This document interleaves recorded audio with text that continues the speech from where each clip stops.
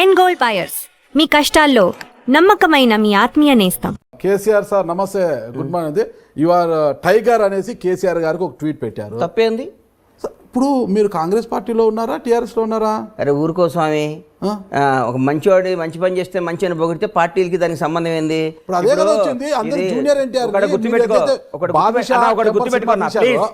గుర్తుపెట్టుకో. చెప్పండి. అవతల పార్టీ ఉన్నాను, యువతల పార్టీ ఉన్నాను, ఆ ఇంట్లోనే ఇంట్లో ఉన్నాడు కదా. మంచిని మంచి అనాలి, చెడుని చెడు అనాలి. నా కొడుకు తప్పు చేసినా నా కొడుకుని తిట్టాలి. పక్కోడు నాకు శత్రువు కొడుకు మంచి పని చేసినా పొగడాలి. పొగిడితేనే క్యారెక్టర్. ఊరికే వాడు మంచి చేసినా గానీ అని తిడితే అది రాజకీయ వెట్ అవుతుందండి. ఓకే, మరి స్టిక్కానే ఉండాలి కదా, నిలబడాలి కదా. కేసీఆర్ గారిని టైగర్ అన్నప్పుడు నిలబడాలి కదా. జూనియర్ ఎన్టీఆర్ ఫ్యాన్స్ నుంచి వ్యతిరేకత రావాలి. జూనియర్ ఎన్టీఆర్ గారు మళ్ళీ ట్వీట్ చేశారండి. జూనియర్ ఎన్టీఆర్ టైగర్ అంటూ మళ్ళీ ట్వీట్ చేశారు కదా. గుర్తుపెట్టుకో అన్న, ఒకటి నువ్వు గుర్తుపెట్టుకో. నా ఎన్టీఆర్ గారి ట్వీట్కి, కేసీఆర్ గారి ట్వీట్కి, విజయసాయి రెడ్డి గారి ట్వీట్కి నువ్వు ఇట్టిట్ అనేదానికి దేనికి ఏ విధమైన సంబంధం లేదు. నంబర్ 1, కేసీఆర్ గారు నేను ఆ రోజు ఎందుకు చేశానంటే, నేను ఆ రోజు నారాయణపేట ఏదో పనుండి వెళ్తే నారాయణపేట పక్కన మా పొలం ఏదో రిజిస్ట్రేషన్ ఉంటే పోయి చేస్తుంటే అక్కడ రైతులతో మాట్లాడితే వాళ్ళ ఆనందం, ఆ సస్యశ్యామలో, ఆ వాటరు ఏందా, నీళ్ళ పంచాయతీ ఏంది, నీళ్ళు ఎట్లున్నాడు, మనకి బేఫికర్ సార్, ఒక 2-3 ఏళ్ళు వర్షాలు లేకున్నా ఏం కాదు సార్ అని మాట్లాడుతుంటే, ఈ కేసీఆర్ గారు వచ్చిన తర్వాత ఆ డెవలప్మెంట్ చూసి బై గాడ్ ఇంకో ఇంటెన్షన్ కూడా లేదు నాకు. కేసీఆర్ గారు మీరు టైగర్, ఎందుకంటే అట్టడుగుపోయిన తెలంగాణ, కష్టాల్లో ఉన్న తెలంగాణ, బీటులు బారిన తెలంగాణ, దాహతు కోసం ఎదురు చూస్తున్న తెలంగాణ, ఫ్లోరైడ్ బాధితుల తెలంగాణ, ఇన్ని తెలంగాణను మంచో చెడో విడిపోయినాక ప్రతి ఒక్కళ్ళు సస్యశ్యామలం తెలంగాణ. సస్యశ్యామలం. నేను only I'm talking about lands, agriculture, water. అంతేగాని మీరు కేసీఆర్ నచ్చాడా, అవినీతి లేదా, ఇవన్నీ నువ్వు 100 క్వశ్చన్లు వేసి తిరకాసు పెట్టి శకుని క్యారెక్టర్ నా ముందు చేయకు. శకుని లాగా చేయకన్నా నేను వాస్తవంగా చెప్తున్నా. నేను ఆగన్నా. కేసీఆర్ గారు ఆ క్షణం నచ్చి సార్ వాళ్ళ రైతుల్లో ఆనందం చూసి కేసీఆర్ సార్ టైగర్ అని పెట్టా. అంతేగాని దాని వెనకాల ఒక స్కెచ్ చేసి, దానికి ఒక మాస్టర్ ప్లాన్ వేసి, దానికి ఒక బోర్డు మీటింగ్ పెట్టి నీలాంటి 10 మంది సలహాలు తీసుకొని ఒక్క పెడతా. నాకేం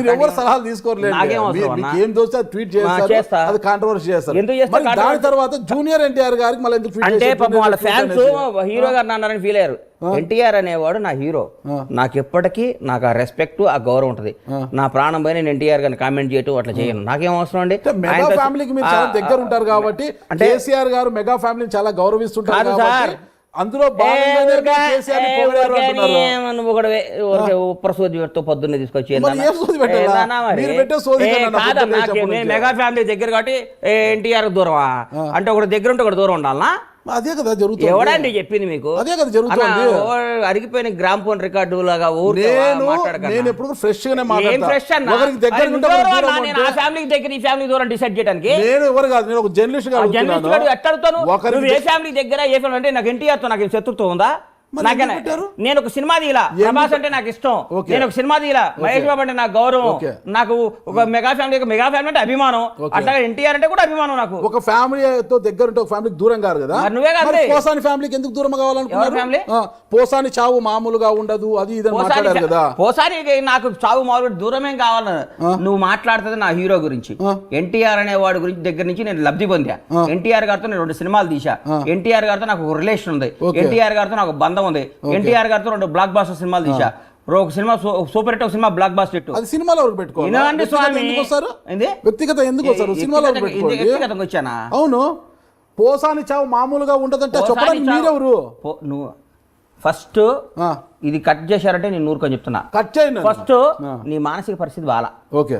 ఎందుకంటే కేసీఆర్ అంటావు, విజయసాయి రెడ్డి అంటావు, ఎన్టీఆర్ అంటావు, మెగా ఫ్యామిలీ అంటావు, దీనికి ఏ సంబంధం లేకుండా పోసారంటావు. ఒక క్లారిటీతో క్వశ్చన్ రాసుకొని రేపు రా ఇంటర్వ్యూ. నువ్వు సంబంధం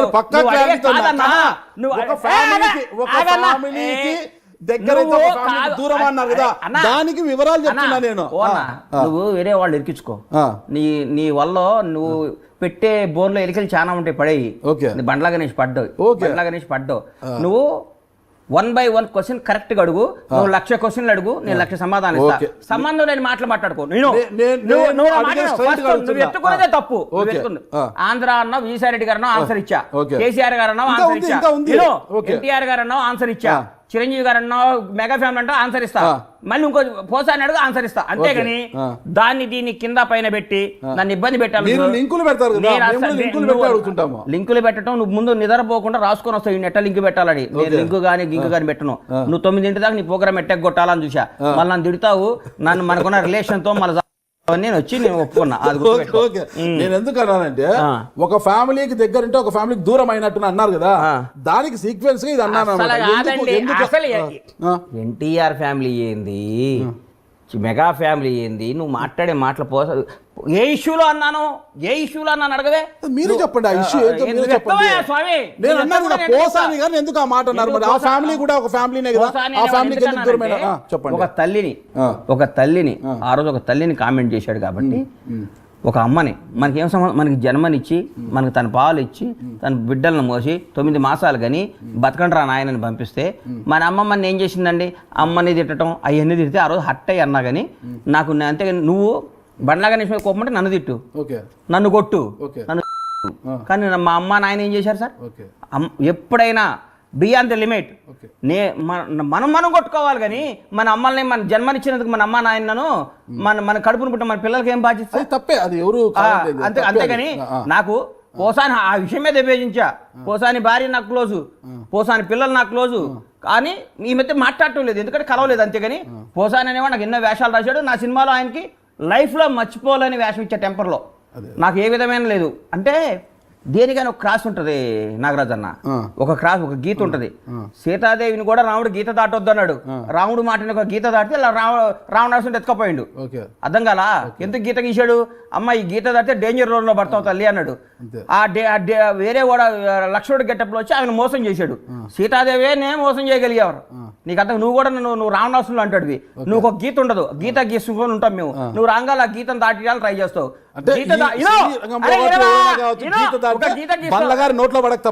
గీస్తావు, గీత గీసి ఎట్లా కొట్ల మమ్మల్ని నాన్న సంకల్ నాకు గీత దాటిస్తావు, ఆ దాటినాక నువ్వు మమ్మల్ని ఫుట్బాల్ ఆడుకొని మీములు గీములు చేసి రాజశేఖర రెడ్డి గారు ఓడిపోయారా అంటావు, ఏదో ఒక తప్పు గవక్కడు అంటావు. దాన్ని 100 ఏళ్ళు ఇవన్నీ కాదయ్యా నువ్వు. అందుకనే గీత దేనికైనా ఒక గీత ఉంటుంది.